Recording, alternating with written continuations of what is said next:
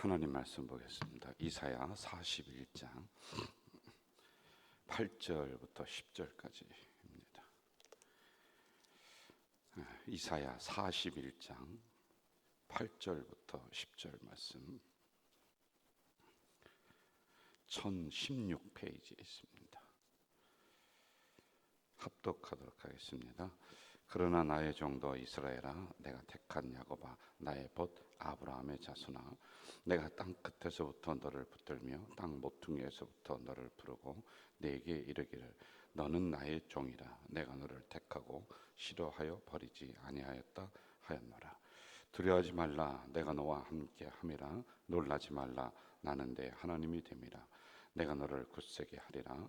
참으로 너를 도와주리라. 참으로 나의 의로운 오른손으로 너를 붙들리라. 아멘.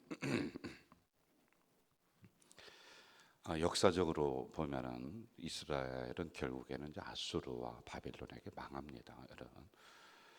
그렇지만 그 전에 이사야 선지자가 계속 경고를 하고 있는 내용이 이사야서라고 하는 이게 성경이거든요. 그러니까 너희들이 아수르 의지하지 말고 이쪽에 있는 애굽이나 바벨론 의지하지 마라. 하나님을 의지해라.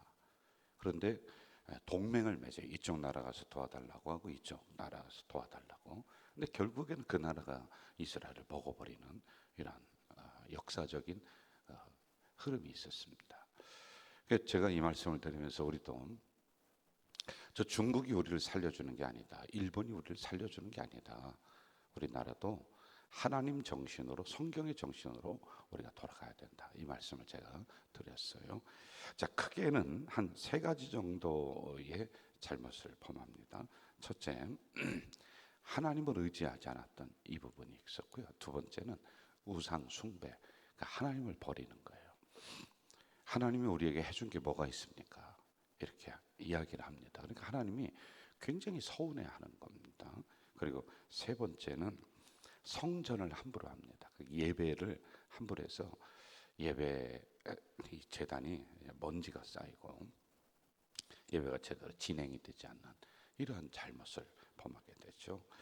자, 그럼에도 불구하고 하나님은 끝까지 이스라엘 백성들을 기다리고 또 기회를 주시는 이런 하나님을 우리가 만날 수 있습니다. 우리 9절로 한번 좀 가봅시다.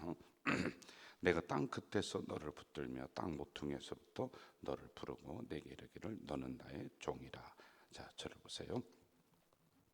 하반절에 보니까 너는 나의 종이다 이렇게 얘기합니다. 이게 종이 주인과 종의 상하 관계를 여기서 말하는 것이라기보다는 자녀와 부모의 관계를 여기서 말하는 게 그 해석이 더 훨씬 더 가깝습니다.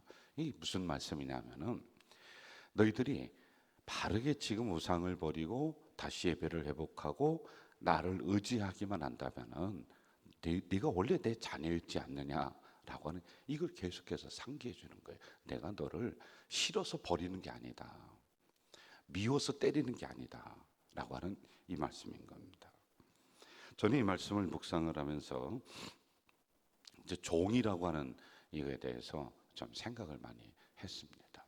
오늘 우리들을 향해서 종이라고 하잖아요. 그런 목회자는 종에 걸맞는 행동이 있어야 되는 거예요. 저를 가르쳐준 스승 목사님이 늘 이렇게 얘기하더라고요. 목사는 머슴이야, 머슴.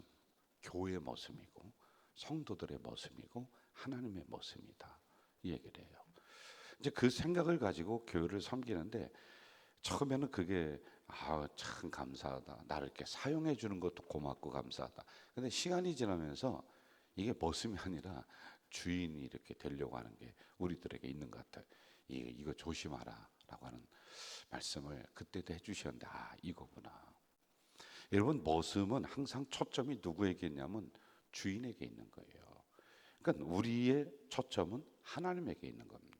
교회입니다. 그런데 이게 점점 바뀌는 거예요. 초점이 내가 되는 이런 목회자들 수도 없이 많이 있잖아요. 저희들도 거기에 벗어나지는 못할 것 같아요. 그래 조심하라는 거예요. 이 머슴된 종된 입장을 늘 기억하라라고 하는 겁니다. 우리 성도들에게 말씀을 드리면은 하나님의 종이다라고 하는 것보다는 이처럼 하나님과의 그 부자적 관계, 자녀와의 관계, 이런 관계에 있다라고 하는 것. 여러분, 자녀는 항상 아버지가, 어머니가 있음을 기억해야 돼. 부모 없는 자녀가 어디 있습니까? 근본이거든요. 그런데 이들은, 지금 이스라엘 백성들은 나중에 근본이 되는 하나님을 외면하고 버리는 거예요. 그러니까 여러분, 수백 년 동안 하나님이 그들 역사의 고비마다 어려움을 헤쳐주시고 여기까지 인도하셨는데, 아니 마지막에 와서는 한다는 얘기가, 아니 언제 하나님이 우리 도와줬어요?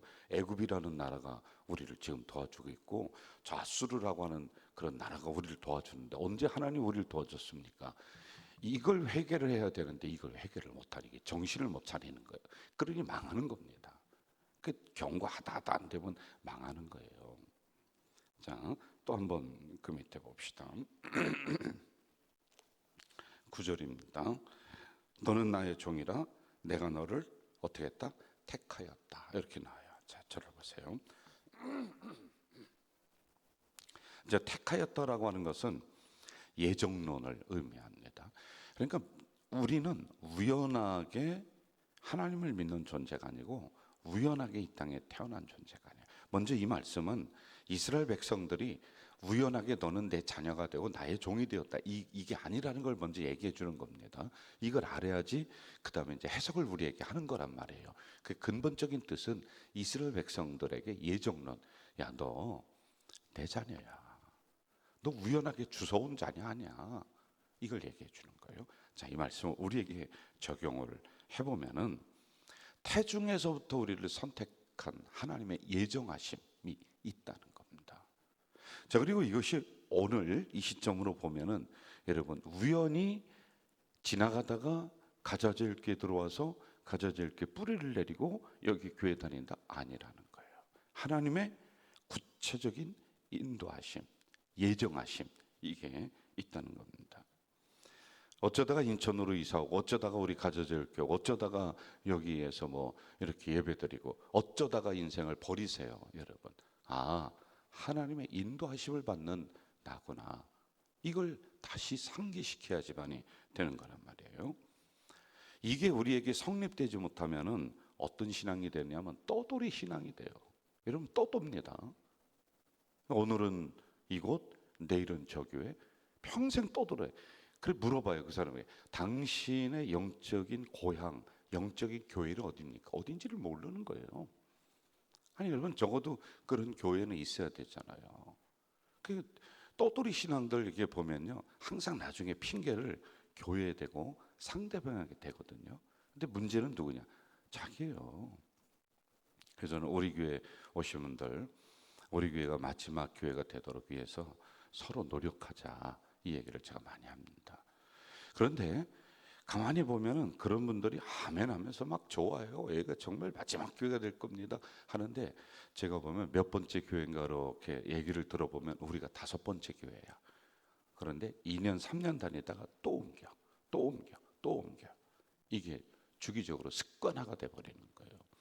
이게 바로 뭐가 없느냐? 예정론, 섭리론, 이게 없으니까 그런 거예요. 그냥 이것저것 떠들다가 끝나는 인생이 돼버린 거예요. 여러분, 주인 노릇이 있고 주인 의식이라는 게 있거든요. 내 교회가 되는 것은 뭐냐면 주인 의식을 가져야 돼요. 주인 노릇은 소리 지르고 뭐 이거 해라 저거 해라 시키고 뭐 그래, 이게 이제 직분이 중하게 가지면 가질수록 잘못되면 이렇게 돼버리거든요. 권사일 때, 집사일 때 그때 열심히 했는데 권사, 안수집사, 또 장로, 또 목사 되면 주인 노릇을 해버리는 거예요, 자기가. 우리의 교회의 주인은 예수 그리스도야. 그럼 우리는 무엇을 가지고 있냐면 주인 의식. 주인 의식은 내 교회다, 이걸 가지라는 거예요. 자, 다음 한번 또 봅시다. 9절입니다. 너를 택하고 싫어하여 버리지 아니하였다, 이런 거예요. 이스라엘 백성들이 그랬다고 했잖아요. 하나님 왜 우리 버리십니까? 하나님 왜 우리 떠나십니까? 하나님이 언제 우리 도와줬습니까? 아니 이렇게 배은망덕한 이 신앙이 어디 있습니까? 도와준 게 하나도 없대. 아니 왜 어떻게 안 도와줬습니까? 우리가 인간관계를 갖더라도 상대방에게 고마움을 표현하잖아. 그럼 더 주고 싶은 거예요. 더 해주고 싶은 거예요. 그런데 언제 도와줬냐는 거예요. 그리고 그건 하나님이 시켜서 자기를 도와줬대. 내가 뭐를 도와주면은 그럼 그 다음엔 하고 싶지 않아요, 그 사람. 하나님이 시켜서 자기를 도와줬어. 내가 이렇게 가서 심부름을 했다고 칩시다. 그래도 나에게 있는 물질이 나가고 나에게 있는 정성이 그러면 나에게도 고마울 줄 알아야지. 무슨 얘기냐? 하나님에게 고마울 줄 아는 건 당연한 건데 사람에게도 고마울 줄 알아야 된다는 거예요. 제가 늘 이 부분도 이야기하지 않습니까? 감사할 줄 알아야죠. 사람에게 감사하지 못하고 하나님에게는 감사한다. 아니, 어떻게 그런 신앙이 있을 수가 있어요, 여러분. 그래서 우리는 수직과 수평의 관계를 잘 가져야 된다라는 말씀을 드렸습니다. 여러분, 시로 버리지 아니했다. 야, 너 그렇게 생각하지 말라는 거예요. 내가 너 버린 적이 없다는 거예요. 그러면서 10절에 아주 구체적으로 말씀하고 있는 겁니다. 10절 같이 가봅시다. 10절입니다. 두려워하지 말라. 내가 너와 함께함이라. 놀라지 말라. 나는 내 하나님이 됨이라. 내가 너를 굳세게 하리라. 참으로 너를 도와주리라. 참으로 나의 의로운 오른손으로 너를 붙들리라. 이렇게 말하는 거예요. 다섯 가지입니다. 첫째, 내가 너와 함께한다. 전에도 함께했고 지금도 함께하고 미래도 함께할 것이다. 내가 너와 함께해. 이건 동행이라는 거예요. 여러분, 누구와 동행하십니까? 이 캄캄한 길을, 어려운 인생길을 누구와 손잡고 가십니까? 결국에 하나님과 손잡고 걸어가는 여러분 되시기 바라요. 두 번째는 나는 내 하나님이 된다라고 아주 구체적으로 탁 찍어서 얘기합니다. 명서의 하나님, 기찬의 하나님, 그래서 네 하나님이야. 우리 하나님, 그것도 좋습니다. 그러나 나의 하나님. 한번 저를 따라해 보세요. 나의 하나님, 내 하나님이야. 그럼 아주 딱 찍는 거예요. 여러분, 목자가 양의 이름을 하나하나 부르는 것처럼 하나님은 개별적으로 딱 관계를 맺고 있는 거지. 이 많은 사람 중에 하나님이 나를 어떻게 하실까? 아니라니까. 너의 하나님, 내 하나님이라는 거예요. 이걸 또 이야기해 주고 있죠. 세 번째, 그 하나님은 너를 굳세게 한다는 거예요. 흔들리지 않도록 너를 굳게 한다. 여러분, 우리의 믿음이 굳게 되려면 어떻게 해야 되는지 아세요? 우리의 신앙의 뿌리를 예수 그리스도에게 깊이 내려야 돼요. 태풍 오잖아요. 그러면은 뿌리가 약한 나무는 다 쓰러집니다. 그러나 뿌리가 깊은 나무는 가지가 부러질지언정 뽑히지가 않는 거예요. 우리가 예수 그리스도에게 뿌리를 깊이 내리면은 굳세게 되고 흔들리지 않는 거예요. 시험 들어서 우리의 가지가 하나 꺾일 수 있어. 그러면 새살이 돋으면 되는 건데 뿌리가 뽑히는 이런 존재가 되면 안 되는 거예요. 여러분, 근본을 흔들리지 않도록 잘 조심하셔야 돼요. 그리고 네 번째, 내가 너를 도와준다. 이렇게 말씀하고 있어요. 여러분, 여기서 도와준다라고 하는 것은 구체적인 방법으로 그 다음에 얘기 말씀해 주는데, 내 오른손으로 너를 붙든다. 이처럼 너를 도와준다는, 이게 다섯 번째, 오른손으로 너를 붙든다라는 거예요. 여러분, 오른손, 왼손과 오른손 의미가 다릅니다. 오른손은 중하게 사용해요. 왼손은 저 중동 지역에서는 하찮게 여기는 거예요. 이거는 뒤처리하는 손이에요. 오른손으로 내가 너를 붙잡고 너를 도와준다라는 거예요.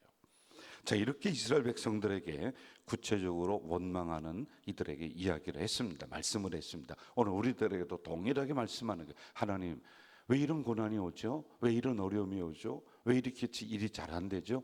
라고 하나님을 향해 외면하고 원망하는 우리들에게 하나님이 이 말씀하는 거예요. 내가 너와 함께한다. 나는 네 하나님이다. 내가 너를 흔들리지 않게 굳세게 한다. 내가 너를 도와준다. 내가 의로운 오른손으로 너를 붙든다. 저는 이 말씀이 여러분의 말씀 되시기를 주 이름으로 축복합니다. 전능하신 아버지 하나님, 오늘 이 새벽에도 연약한 저희들 우중인데도 불러주셨습니다. 감사합니다. 오늘 주신 이 말씀 우리가 늘 기억하며 살아갈 수 있도록 도와주시옵소서. 웬만하면 외우게 하시옵소서. 아버지 하나님, 내가 너와 함께한다. 나는 네 하나님이다. 내가 너를 굳세게 한다. 내가 너를 도와준다. 나의 의로운 오른손으로 너를 붙잡아 준다라고 하는 이 말씀이 구체적으로 나에게 임할 수 있도록 오늘도 이 말씀 붙잡고 말씀으로 승리하는 우리 성도들이 되도록 인도해 주시옵소서. 예수님의 이름으로 기도하옵나이다. 아멘. 하늘에 계신 우리 아버지, 아버지의 이름을 거룩하게 하시며 아버지의 나라가 오게 하시며 아버지의 뜻이 하늘에서와 같이 땅에서도 이루어지게 하소서. 오늘 우리에게 일용할 양식을 주시고 우리가 용서해 준 것 같이 우리 죄를 용서하여 주시고 우리를 시험에 빠지지 않게 하시고 악에서 구하소서. 나라와 권능과 영광이 영원히 아버지의 것입니다. 아멘.